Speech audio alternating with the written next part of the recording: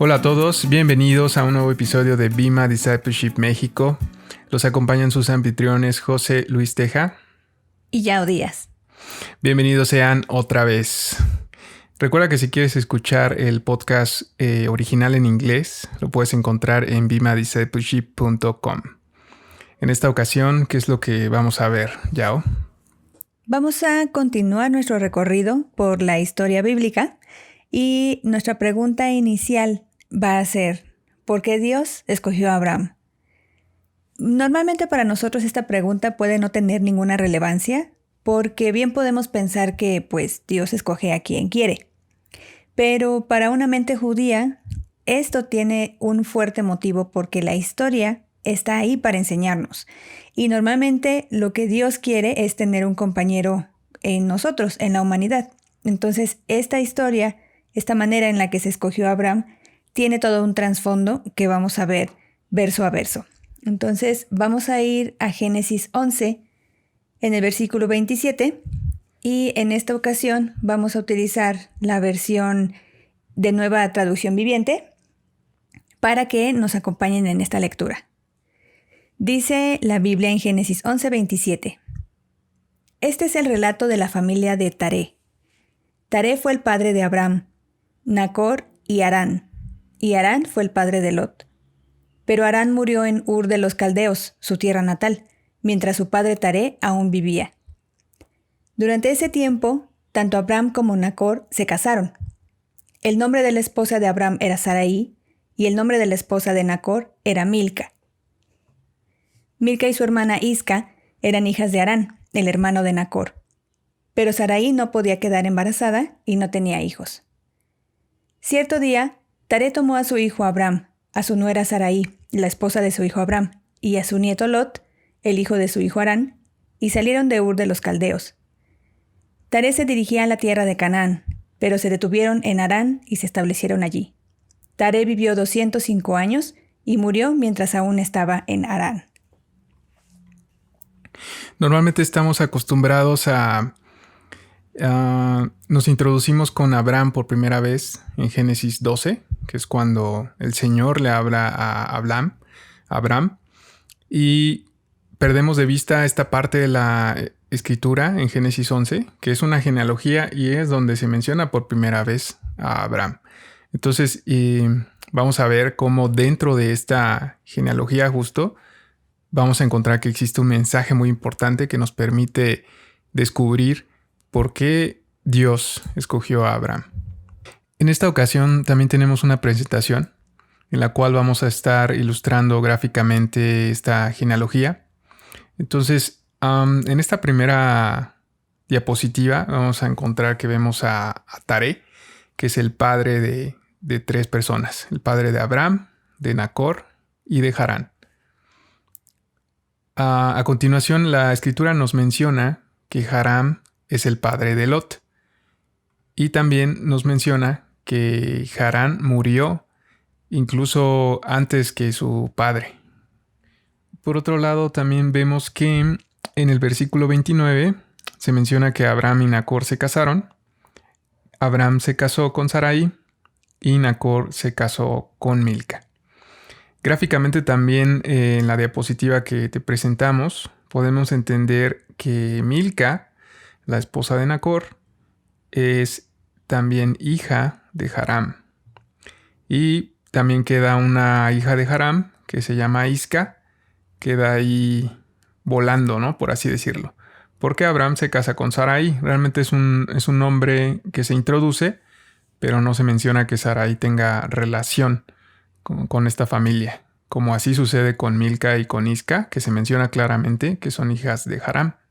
Y finalmente también vemos este detalle importante, que Sarai no podía quedar embarazada y no tenía hijos.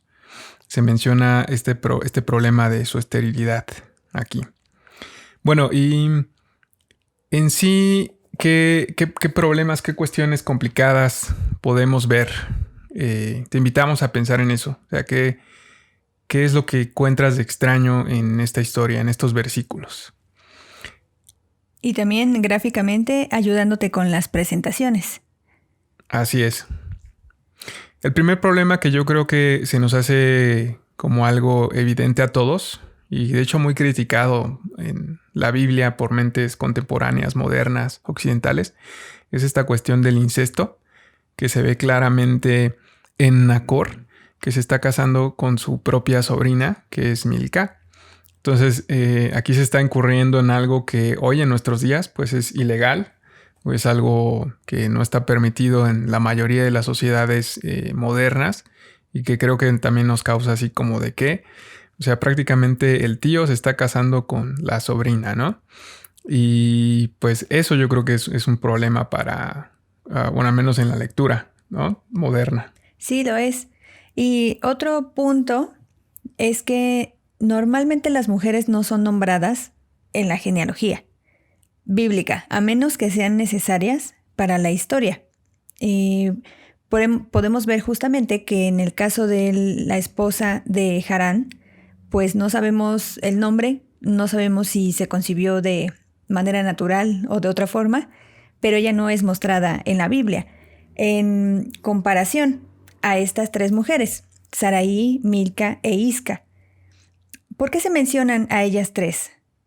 Saraí es casi obvio y esencial para la historia, y por eso es un nombre que se repite constantemente y que más adelante en la historia pues tiene un gran peso para la humanidad. En el caso de Milca, también aparecerá más adelante en la historia, pero Isca, ¿por qué? ¿Cuál es la relevancia de esta mujer como para que sea mencionada en esta historia bíblica? Normalmente los rabís dicen que debe haber una razón para que cualquier cosa que se mencione en la Biblia esté ahí. Digamos que no es fortuito, no es un detalle que se le ocurrió al autor, sino todo tiene un porqué. Entonces, lo que vamos a ver es a qué se refiere que Isca esté mencionada también en esta historia. Uh-huh.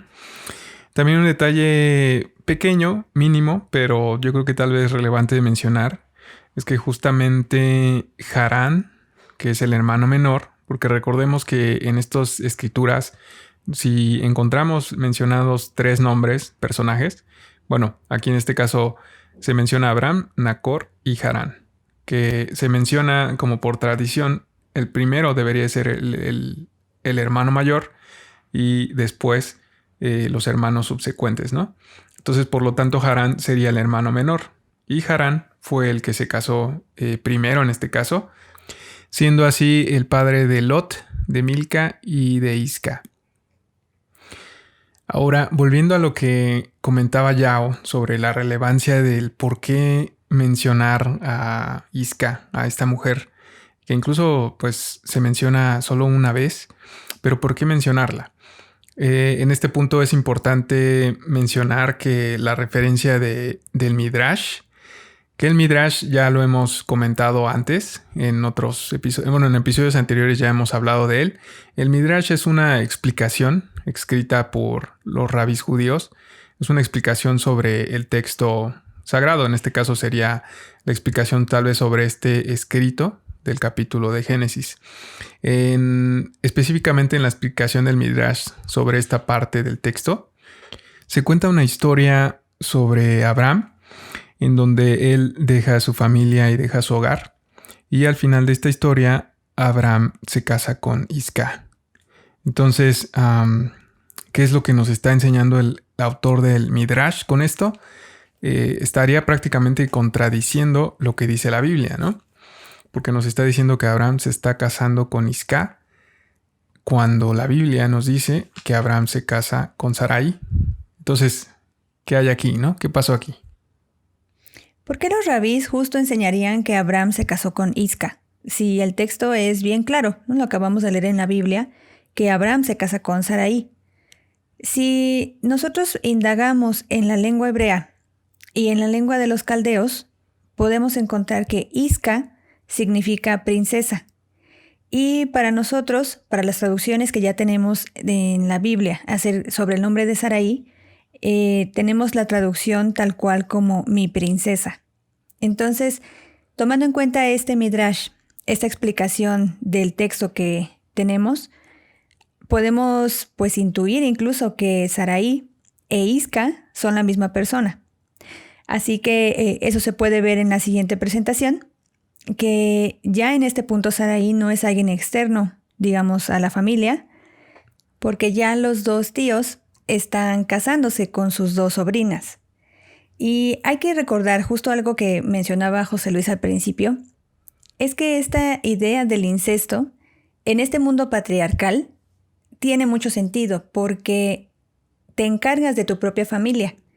Por eso no es raro que ellos se casaran entre familias, solo que normalmente pues te casas con familia un poco más lejana, no necesariamente con tus sobrinas como en este caso, pero hay un porqué. Y vamos a ver también que las traducciones, como mencionábamos acerca de los nombres del significado de Isca y de Sarai, las traducciones que tenemos ahora no nos permiten apreciar detalles que dan mucha información a la lectura bíblica. Por ejemplo, en el capítulo 11 de Génesis y en el versículo 29, dice el texto original: Abraham y Nacor, él tomó esposas.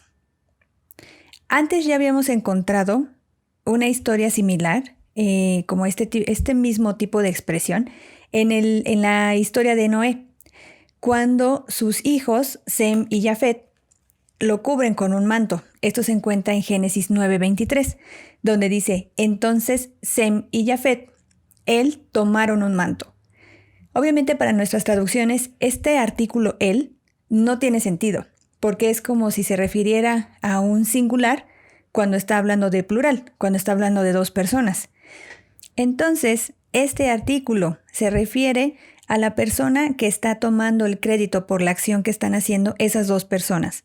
Es decir, si la Biblia menciona primero a Abraham y después a Nacor, lo hace porque Abraham fue el que tuvo la idea de hacer esa acción, de tomar esposas, de que él y su hermano se casaran con sus sobrinas. Y en el ejemplo de la historia de Noé, Sem es el que tiene el crédito por tomar esa acción de cubrir con un manto a su padre. Esta idea es muy ingeniosa, es asombrosa porque se trata de una decisión que dos personas toman a la par y que por ende actúan al unísono. Es decir, deciden hacer algo bueno juntos y son una misma mente y se vuelven dos en una sola acción. Entonces, en ambos ejemplos, estas personas, estos hombres, realizan un acto benevolente en favor de una persona que necesita, pues, de su protección. Así es. Es como si Abraham le dijera a su hermano: hey, hermano, pues vamos a casarnos. Deberíamos de casarnos con nuestras sobrinas porque su padre ya murió. Entonces vamos a cuidarlas, vamos a procurarlas, siendo Abraham el que tiene como esta iniciativa, esta idea. Y es correcto lo que hacen ellos porque de esta forma las protegen ya que su padre no puede hacerlo.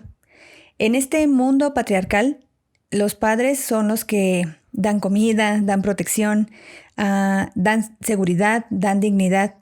En el caso, por ejemplo, de los padres con las hijas, ellos son los que se encargan de sus matrimonios y de que de esa manera pues también continúe su linaje. El asunto es que todo esto ya no se puede realizar con estas hijas. Entonces, pues Abraham y Nacor, sus tíos, son los que deciden justo hacer este acto benevolente.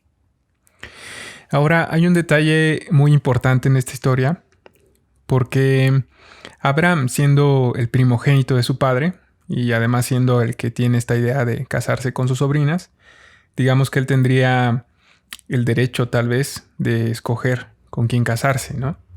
Y en este caso Abraham decide casarse con Sarai o con Isca, a sabiendas muy probablemente de que ella era estéril. Y una pregunta importante: ¿cómo es que sabe de la esterilidad de Sarai? Sí, realmente más adelante en el texto no hay ningún momento en el que leamos que, y Abraham se dio cuenta de que Sarai era estéril, ¿no? O sea, no, se da ya por hecho. De hecho, en esta escritura, en los versículos que estuvimos leyendo, se menciona como un detalle importante y muy probablemente esto significa que Sarai o Isca ya era una mujer pues no mayor, pero sí ya un poco grande, como para darse cuenta de que era estéril. En el mundo antiguo, las mujeres cuando menstruaban, cuando empezaban a menstruar, era ya una señal de que ya estaban disponibles para poder casarse, para poder tener hijos. Entonces, en este caso, muy probablemente ya Sarai ya era un poco mayor y ya se habían dado cuenta de algún modo que ella era estéril. Entonces aquí surge esta pregunta. Si Abraham sabría que Sarai era estéril, ¿por qué entonces la escogió a ella? Es como si Abraham decidiera pues ya no tener hijos, como si decidiera pues acabar con su descendencia. Y hay que considerar que en este contexto, en este mundo antiguo, para ellos eso era súper importante, tal vez de lo más importante, poder conservar su descendencia familiar. Así que podemos ver que esta familia descendiente de Taré, hablamos de Abraham y Nacor, realmente son hombres que no se preocupan tanto por tener un reconocimiento personal, porque tienen en mente proteger a los demás. Ellos vieron la necesidad que tenían sus sobrinas de protección y por eso mismo decidieron, en el caso de Abraham, hacer a un lado su propia descendencia, porque de otra forma nadie más hubiera tomado a Sarai como esposa y obviamente quizá otro hombre no hubiera permitido que su linaje o su descendencia terminara al estar con ella. Entonces ella hubiera quedado desprotegida, pues no sabemos por cuánto tiempo, pero podemos imaginar que no iba a ser una situación fácil para ella. Y ya que estos hombres, recordemos que si la Biblia menciona primero a una persona, se le da el crédito a ella. Entonces podemos decir que esta idea de protección fue directamente salida de Abraham. Entonces, si él es un hombre que no está buscando reconocimiento personal, que no se está preocupando por como necesidades egoístas, realmente es una contraparte incluso a la historia que vimos anteriormente. No sé si ustedes recuerdan, si escucharon también el estudio acerca de la Torre de Babel, en donde los hombres se quieren hacer de un reconocimiento para ellos, ¿no? Ellos quieren ser igual a Dios, quieren estar en el mismo lugar que Él, y por ese mismo motivo es que todos ellos se juntan a trabajar. Ya habíamos explicado también en ese programa que no necesariamente es mala la tecnología, es malo lo que hacen, sino que el motivo de su corazón, de ser reconocidos ellos antes que Dios, pues fue lo que finalmente los lleva también a la ruina. Y en este caso con Abraham no pasa así. Pareciera que dentro de todas las personas, dentro de un mundo en donde se siente que no hay esperanza de que una humanidad se preocupe por los demás, es donde aparecen estos hombres y es donde aparece Abraham. Así que realmente estas son las personas con las que Dios quiere compaginarse, quiere ser compañero y trabajar, que se preocupen por otras personas, que puedan decir basta a sus mismas necesidades o caprichos y que se preocupen por los demás. Qué impresión, la verdad que qué impresión. Y entonces para finalizar, pues la respuesta a la pregunta entonces, ¿por qué Dios escogió a Abraham? Ya escuchamos ahorita muchas razones y sin duda Abraham no fue o no es un hombre perfecto, pero tenía lo que Dios busca en un ser humano para utilizarlo y para trabajar con él. Abraham sabía decir no a sus deseos y en realidad decir no a lo que cualquier otro hombre hubiera dicho que sí. O sea, Abraham prácticamente murió a sí mismo y decidió acabar con su descendencia, que era súper importantísimo. Y no solo eso, sino que además estaba viendo no por él, sino por alguien más. Y pues bueno, eso es lo que Dios quiere o lo que Dios busca en los hombres justo para trabajar con ellos. Recuerda que esta es una introducción al texto bíblico y en esta introducción de Génesis estamos viendo este tipo de personajes, ¿no? Ya vimos a Noé, ya vimos a Abraham y pues son el tipo de hombres con lo que Dios trabaja. Eso era lo que queríamos compartirte el día de hoy. Esperamos que te haya ayudado, que lo hayas disfrutado y que nos puedas acompañar en un nuevo episodio la próxima vez. Muchas gracias por escucharnos. Por favor, acompáñenos en las redes. Pueden ver este video también en YouTube. Y las presentaciones van a estar en la página de Facebook de Bima Discipleship México. Así es, nos vemos. Hasta la próxima. Gracias. Bye.